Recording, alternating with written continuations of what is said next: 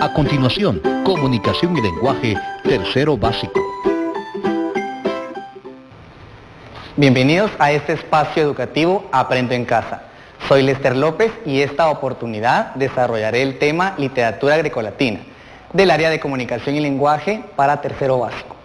Si en casa hay alguna persona con discapacidad, este tema les ayudará a ejercitar habilidades y destrezas como la atención, la memoria y habilidad lingüística.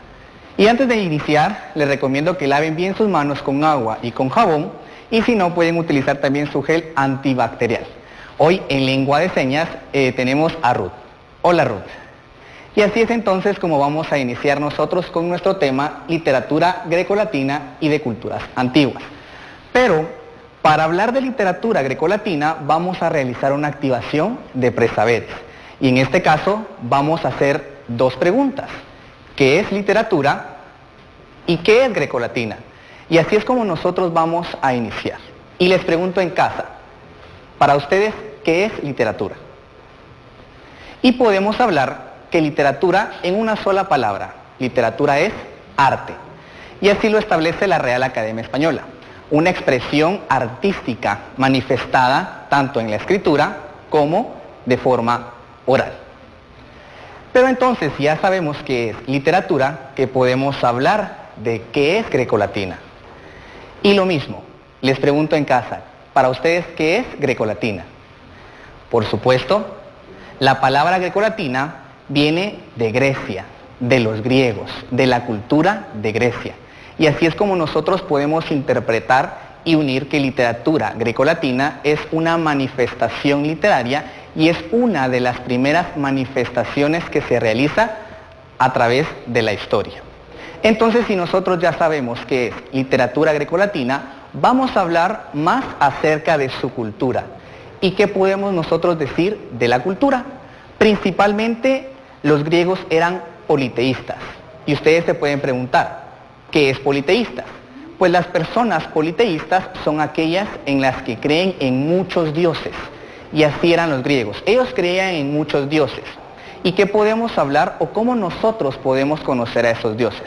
Principalmente, antes de que se originaran todos los dioses en Grecia, estaban los titanes. Y había un titán llamado Cronos. Cronos era el rey de los dioses. Y él siempre quería quedarse establecido como rey. Por lo mismo, cuando él tenía a sus hijos, venía y se los empezaba a comer, recién nacidos. Y así es como él va comiéndose a todos sus hijos.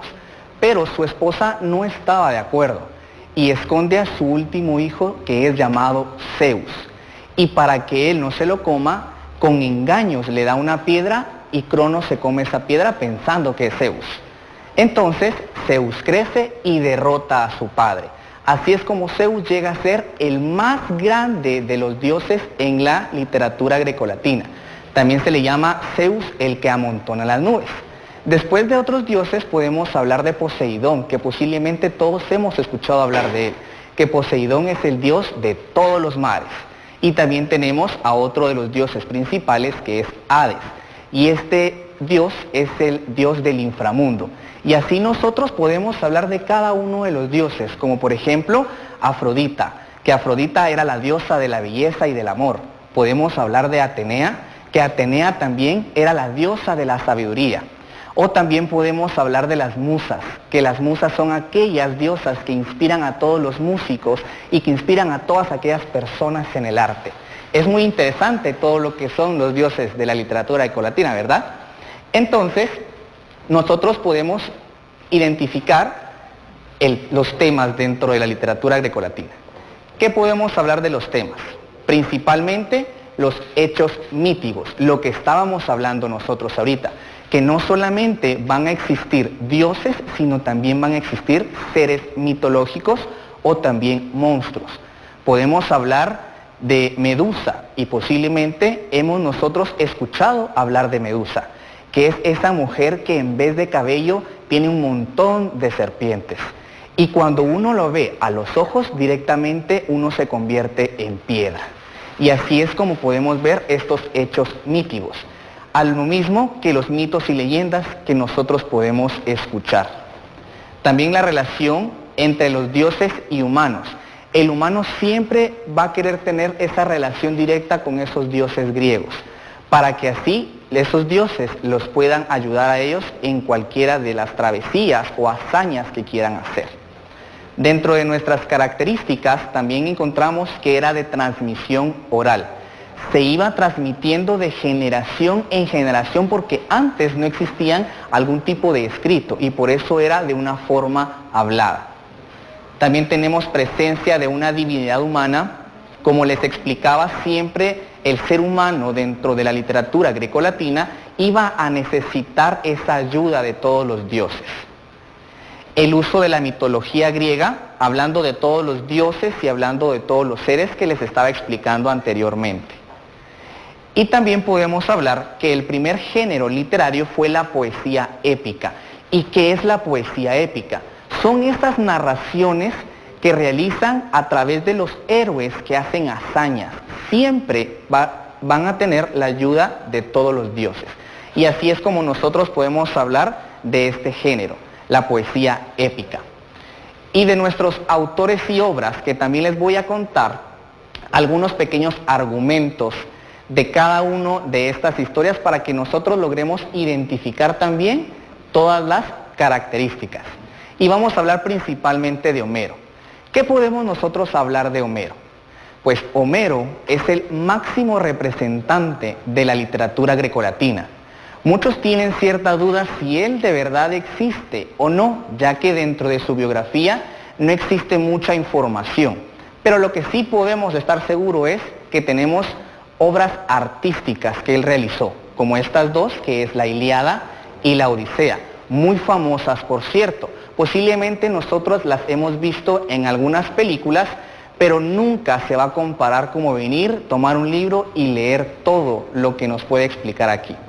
¿Qué podemos hablar un poco acerca de la Odisea? En un argumento para que ustedes empiecen con esa intriga y si ustedes pueden en su casa, en su aldea o municipio, buscar ese libro. Pues resulta que la Odisea, nuestro personaje principal es Odiseo, pero también en otras versiones le llaman Ulises. Pues Odiseo, él quiere regresar a su casa, a su pueblo que es Ítaca, con su esposa que se llama Penélope y su hijo que se llama Telémaco. Pero él no puede regresar muy rápido porque Poseidón no lo permite. ¿Pero por qué Poseidón no lo permite? Porque Poseidón quiere cobrar venganza a Odiseo, porque Odiseo dejó ciego a su hijo Polifemo. Polifemo era un cíclope y como todos podemos identificar a los cíclopes, solamente ellos tienen un solo ojo. Entonces, Polifemo quería comerse a Odiseo, él no lo permite y le clava una estaca en el ojo y por supuesto lo deja ciego. Por lo mismo Poseidón no quiere que él regrese a su casa. Entonces, Penélope, muy angustiada, quiere que su esposo regrese, pero los demás quieren que Penélope se case porque necesita un rey el pueblo de Ítaca.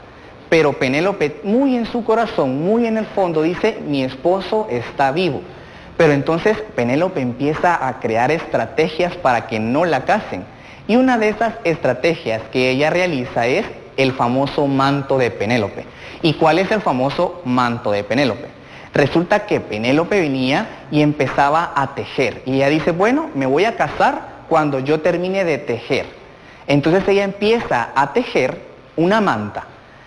Y en la mañana y todo el día pasaba tejiendo, pero en la noche venía a quitar todo ese tejido que ella había hecho realizado.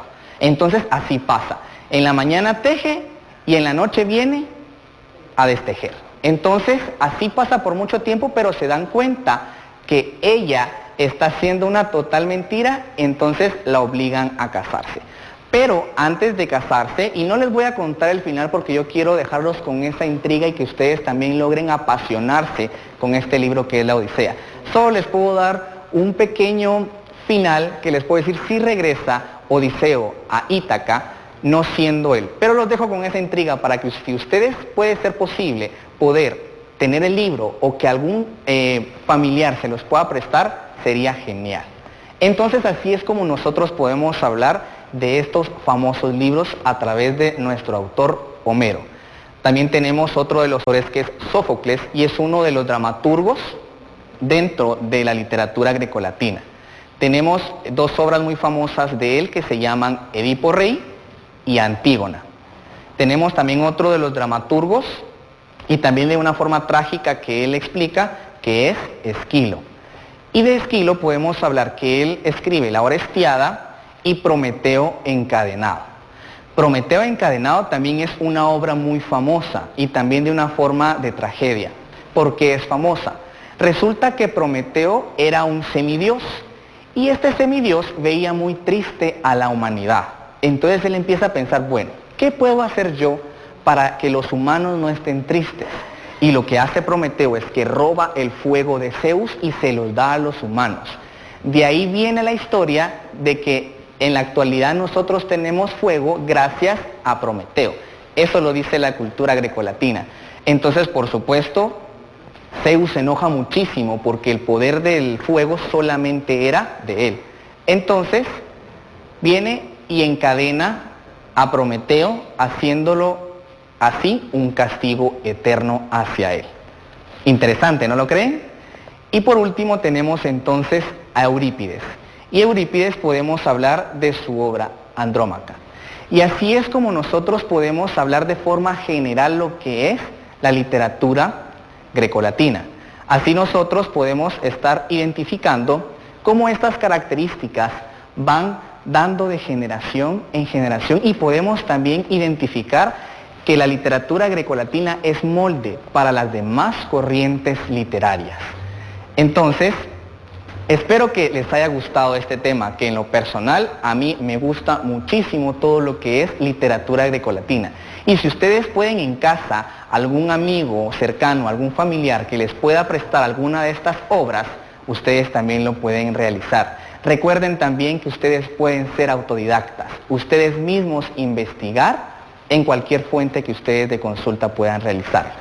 Entonces, también les puedo decir, tengan presente guardar sus trabajos y ejercicios de su portafolio Aprendo en Casa. Y les hago la pregunta, ¿qué aprendiste en el programa Aprendo en Casa?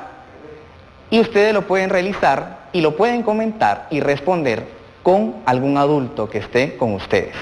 Y también les recomiendo siempre lavarse las manos con agua y con jabón y si no es posible utilizar su gel antibacterial. Quédate en casa.